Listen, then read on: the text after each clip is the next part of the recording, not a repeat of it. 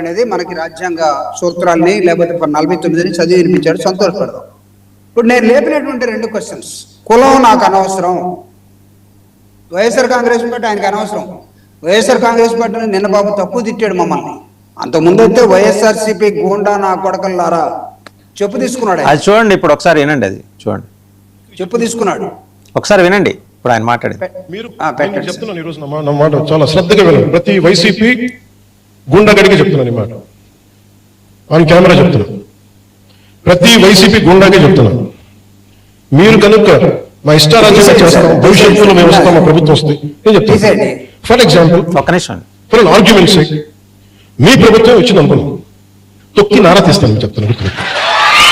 ప్రభుత్వాలు రావడాలు పోవడాలు ప్రజల చేతులు నిర్ణయం ఉంటుంది తప్ప వచ్చినప్పుడు భయపడిపోయి, ఇప్పుడు మీకు చెప్తాను కదా 3 సంవత్సరాలు ఉన్నాయి, 3 సంవత్సరాల్లో మీకు స్ట్రింజెంట్ యాక్షన్ నేను చూపిస్తాను, మీకు గుర్తుపెట్టుకోండి. మీరు మాట్లాడండి.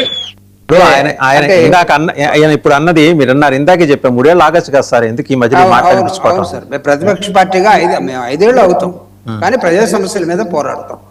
ప్రజా సమస్యల మీద పోరాడితే తొక్కి నారదీయటం, ఈయన నాకు తెలిసి గోంగూర నారదీసే గోగాకు పొలాల్లో ఏమైనా పనిచేసి చేయడం నాకు తెలియదు. లేస్తే వైఎస్ఆర్ కాంగ్రెస్ పార్టీ మీద ఆయన తాట తీస్తాం, నారదీస్తాం, ఒళ్ళు బగలు కొడతాం, ఈ ఒక రౌడీలాగా తయారైపోయాడు. ఎందుకంటే ఇది కొన్ని పుస్తకాల ప్రభావం, కొంత కన్వీనియంట్ పాలిటిక్స్ ని నడిపే క్రమంలో. Number 1 my question is that ఆంధ్రప్రదేశ్లో నాకు తెలిసి పోర్ట్ఫోలియోస్ మార్చలేదు అని నేను అడిగారా? నేను ఎందుకు అడిగానంటే మార్చారా మార్చలేదని.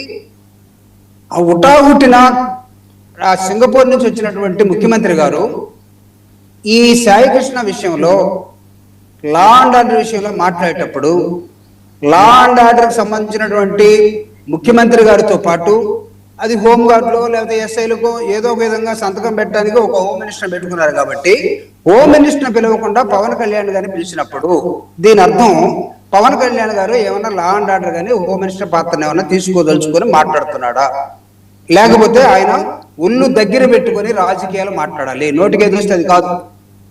తన ఎమ్మెల్యేలతో మాట్లాడుకోమనండి, ఎంపీలతో మాట్లాడుకోమనండి.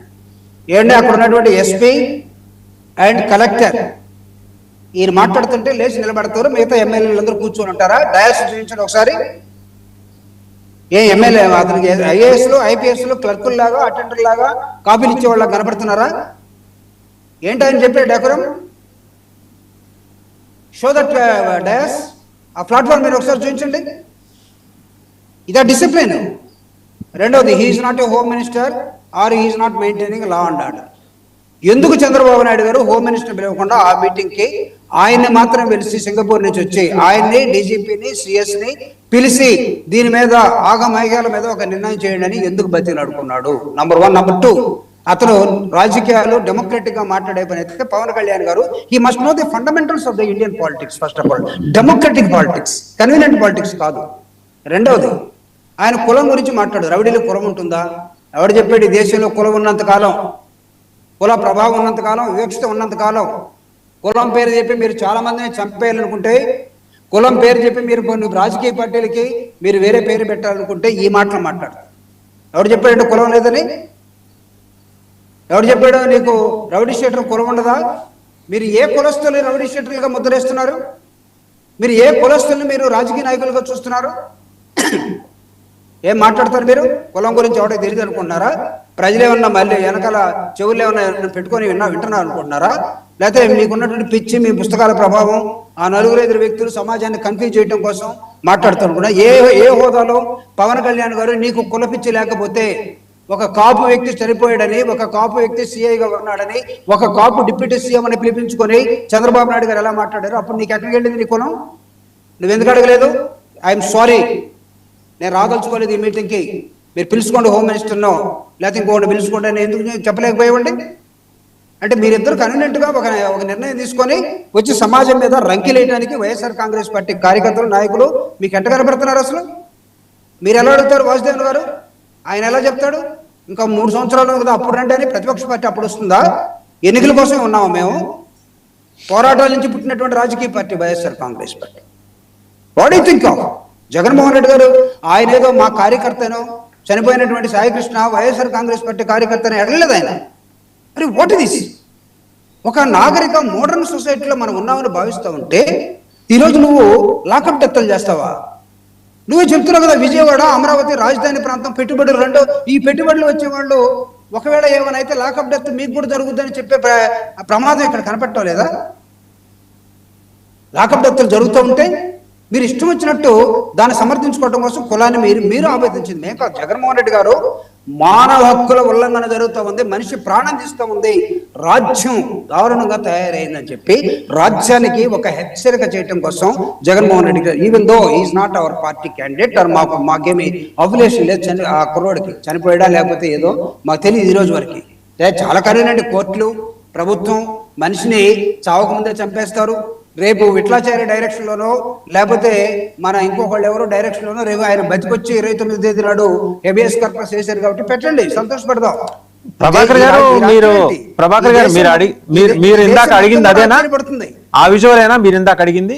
ఇందాక ఎస్పీ గారు నుంచి ఉన్నారు అని చెప్పేసి ఇందాక అన్నారు. కాదండి, తీయండి, పక్కన తీయండి. పక్కన కోట్ వేసుకున్న వ్యక్తి ఎవరు? Who is he with black coat? Who is he next APS officer? మిగతా వాళ్ళు ఎక్కడ కూర్చో ఏం చేస్తున్నారు? వీళ్ళిద్దరు ఏం చేస్తున్నారు? ఏమంటే డెకరం తెలీదా? లేకపోతే డెమోక్రటిక్ ప్రాసెస్ తెలీదా? ఏమన్నా వాల్యూస్ తెలీదా? IAS IPS officer Pawan Kalyan గారికి నీకు కాకినాడలో మీటింగ్ పెట్టుకుంటే వాళ్ళు క్లర్క్లు అయిపోతారా, అటెండర్లు అయిపోతారా, లేకపోతే కానిస్టేబుల్ అయిపోతారా, హోంగార్డులు అయిపోతారా? కాన్ దే సిట్ ఆయన చెప్పలేడా? మీరు కూర్చోలేదా, నాకు పరువు పోతుంది, మా ఎమ్మెల్యేలు అయితే వీళ్ళందరూ కూడా ఏరు ముద్రగాళ్ళు, నేనేదో ఎమ్మెల్యేలు చేసుకున్నాను, బట్ మీ నాయకుడు కూడా పెద్ద డిఫరెంట్ ఏం కాదు కదండి. చెప్పలేకపోయారు. అట్లీస్ట్ ఇప్పుడు ప్రభాకర్ గారు ఒక్క నిమిషం, అట్లీస్ట్ అక్కడ ఆయన ఎమ్మెల్యేలు ఎంపీలు కూర్చోబెట్టుకున్నాడు, మీ నాయకుడి దగ్గర అందరూ నుంచోటమేగా. ఎవరు చెప్పారు? తీయండి, మా నాయకుడి దగ్గర ఉన్న ఫోటోలు తీయండి సార్, ఆ తర్వాత వస్తాం. ఈ కంపారిజన్ చేసే మీరు సమాజాన్ని నాశనం చేస్తున్నారు చెప్తున్నాను నేను. నాకు సంబంధం లేదు సార్, వాళ్ళు చెప్పింది నేను చెప్తున్నా. మీరు కాదు, ఐఎమ్ సారీ, అంటే మీరంటే మీరు కాదు sir, lot of respect on you. నాకు తెలుసు వాసుదేవన్ గారు ఏంటో, మీరంటే మీరు కాదు. ఇలాంటిది ఏంటంటే ఆయన పక్కన ఎలా నిలబడ్డారు చూడండి. అసలు నిన్న కందులు దుర్గేష్ని రాజమండ్రిలో అక్కడెక్కడో షుగర్ ఫ్యాక్టరీ ఉందట. ఏ మంత్రి అయ్యా నువ్వు? ఏం చేస్తున్నావు ఇక్కడ? ఇంత పొల్యూషన్ ఉంటే ఎప్పుడు గుర్తొస్తాయండి మీకు? సడన్ గా పవన్ కళ్యాణ్ గారికి జీతం రానప్పుడు, నెలకో లేకపోతే చంద్రబాబు నాయుడు గారికి కోపం వచ్చినప్పుడు ఈ కోపాలన్నీ సమాజం మీద, ప్రజల మీద, వైఎస్ఆర్ కాంగ్రెస్ పార్టీ మీద వస్తుపోతుంటాయా? ఏంటి సార్, మీరు చదువుకున్న వాళ్ళని భావిస్తూ ఉంటే ఎస్ మీరు మార్పుకు రండి.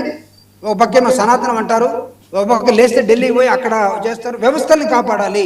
పవన్ కళ్యాణ్ గారి మాటలో ఏ వ్యవస్థను మీరు కాపాడారు? మీరు సపోర్ట్ చేస్తున్నటువంటి మీ సెంటర్లో ఉన్న పార్టీ ఏ వ్యవస్థని బతకనిచ్చింది? మీ ఎన్డీఏలో ఉన్న పార్టీ మీ రాష్ట్రంలో ఏ వ్యవస్థను మీరు చేశారు? అది నాశనమే కదా. ప్రభాకర్ గారు మీ పోస్పోలు కబుర్లు, సొల్లు కబుర్లు. చూపుడి గారు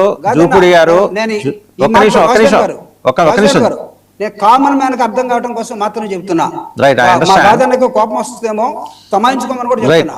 మీ పోస్కోల్ కబుర్లు, సొల్లు కబుర్లు ఇక్కడ ఒక విషయం పెట్టి చెప్పబాకండి. మీకు ఇక్కడ ఒక విషయం చెప్తున్నాను. ఓపెనింగ్ రిమార్క్స్ లోనే ఒక విషయం చెప్పా.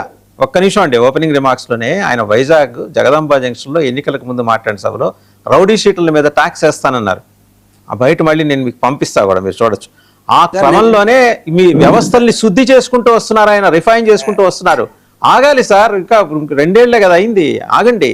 ఇప్పుడు ఆయనకి ఎన్ని హడ్డిల్స్ దాటి ఇక్కడ దాకా వచ్చి సొంత పార్టీ వాళ్ళని కూడా మీరు ఇందాక అన్నారు ఏంటది తాట తీయటం, నార తీయటం, అది వాళ్ళకి కూడా వర్తిస్తుందని చెప్పారు. కొంచెం సంయమనం పాటించండి. ఒకసారి నేను అందుకే నేను చెప్తున్నా, these 4 people including there boss the convenient political speeches. వాళ్ళకి ఎవరో అంటే సినిమా ప్రభావం చాలా ఎక్కువ. పవన్ కళ్యాణ్ గారు సమాజం సినిమా కాదు, సినిమా కాదు గుర్తు పెట్టుకొని కాదన్నా మీరు చెప్పండి. మీరు చేస్తుంది సినిమా షూటింగ్ కాదు ఇక్కడ మీరు కాకినాడలో. మీరు మీ నాయకుడికి చెప్తారండి, మీరు గాదె వెంకటేశ్వరరావు గారిని ఇబ్బంది పెడుతున్నారు కానీ మీరు చెప్తారా మీ నాయకుడికి? ఆయన చెప్పింది ఇన్ రావటమే కదా మీరు చేసేది. వాళ్ళు కూడా అంతే. మిమ్మల్ని నేను ఏమడుగుతున్నానంటే మా నాయకుడితో మేమేం మా నాయకుడు ఈ సొల్లు కబుర్లు ఎప్పుడు చెప్పలేదండి. జగన్మోహన్ రెడ్డి గారి ఎప్పుడు చెప్పలా. ఏది చేయగలుగుతాడో, ఏది చేస్తాడో కరెక్ట్ గా చెప్తాడో, చేస్తాడు. వదిలేండి ప్రభాకర్ గారు. ఏంటంటే ఒక్క నిమిషం వాసుదేవన్ గారు, ప్లీజ్ అలౌ మీ. ఎందుకంటే వాళ్ళిద్దరూ సుదీర్ఘంగా మాట్లాడిన తర్వాత నా ఫ్లో కూడా పోనివ్వండి. మీరు జగన్మోహన్ రెడ్డి గారిని గురించి సమాజం ఏం ఆశించట్లేదు, పవన్ కళ్యాణ్ గురించి ఆశిస్తుంది. ఎందుకంటే ఈయన చెగువేరా దగ్గర నుంచి మార్క్స్, లెనిన్, అంబేద్కర్, మాయావతి, కాన్సీరాము, కమ్యూనిస్టులు, లెనిను, ఆ తర్వాత స్టాలిను, మావో, వీళ్ళందరి దగ్గర నుంచి ఆఖరికి కింద నుంచి కడిగే మెట్లు దాకా వెళ్ళిపోయినటువంటి ఒక పెద్ద నాయకుడు అండి. ఆయన అర్థం చేసుకోవటం ఇప్పుడు చాలా కష్టంగా చేసుకున్నాం. ఈ లోపల బషీర్ అహ్మద్ గారు మాట్లాడారు. Very very difficult to understand his personality. నాకు ఏ టైంలో ఏం మాట్లాడతారు బషీర్ గారు మాట్లాడారు. సోదరులు